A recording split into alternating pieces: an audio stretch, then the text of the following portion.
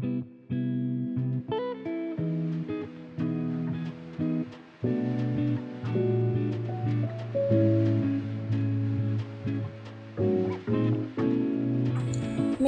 pelepasan plasenta. Setelah bayi lahir, uterus berkontraksi kuat untuk menghentikan perdarahan dan membantu plasenta terlepas dari dinding rahim. Proses ini termasuk dalam persalinan kala 3. Ada 2 mekanisme pelepasan plasenta. Yang pertama, mekanisme Schultz atau pelepasan dari tengah. Untuk ciri-cirinya, pelepasan dimulai dari tengah plasenta. Terjadi hematoma atau penumpukan darah di belakang plasenta. Tekanan dari hematoma mendorong plasenta terlepas ke arah bawah. Plasenta lahir dengan bagian fetal atau membran keluar dulu, tampak bersih. Kemudian, perdarahan minimal, darah keluar setelah plasenta lahir. Yang kedua, mekanisme Duncan atau pelepasan dari tepi. Untuk ciri-cirinya, pelepasan dimulai dari tepi plasenta. Darah mengalir keluar lebih awal karena tidak tertahan. Plasenta lahir dengan bagian maternal atau kasar keluar dulu. Kemudian terjadi perdarahan relatif lebih banyak dibanding mekanisme Schultz. Tujuan pelepasan plasenta. Yang pertama, untuk mengakhiri proses persalinan secara fisiologis. Pelepasan plasenta menandai berakhirnya masa persalinan. Setelah bayi lahir, tahap ketiga persalinan adalah pengeluaran plasenta beserta selaput ketuban. Yang kedua, memisahkan jaringan yang tidak lagi dibutuhkan. Plasenta berfungsi menyalurkan nutrisi dan oksigen selama kehamilan. Setelah bayi lahir, organ ini tidak lagi diperlukan sehingga harus dikeluarkan.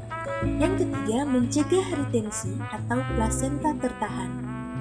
Jika plasenta tidak dilepaskan, bagian-bagiannya dapat tertinggal di rahim dan menimbulkan komplikasi serius. Kemudian pentingnya pelepasan plasenta. Yang pertama, mencegah perdarahan postpartum.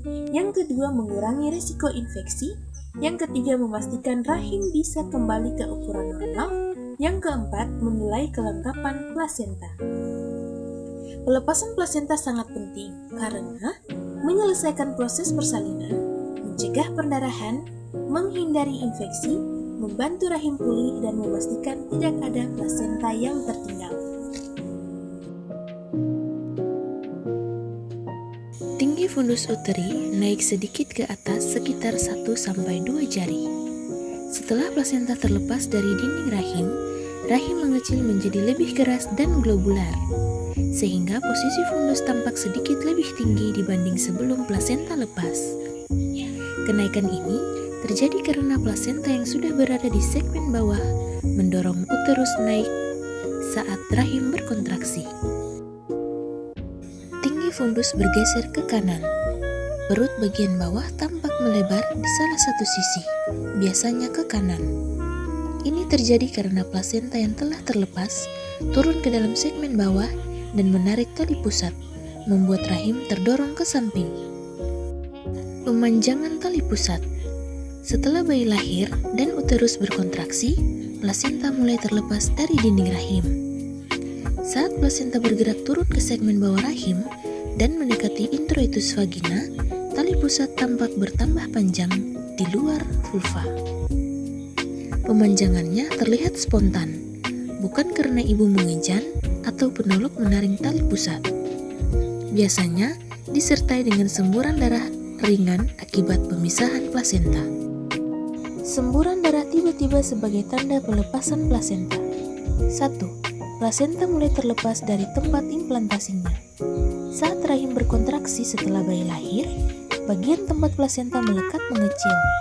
Plasenta tidak dapat mengecil seperti rahim, sehingga ia terlepas dari dinding uterus. 2. Pembuluh darah di daerah implantasi terbuka sesaat.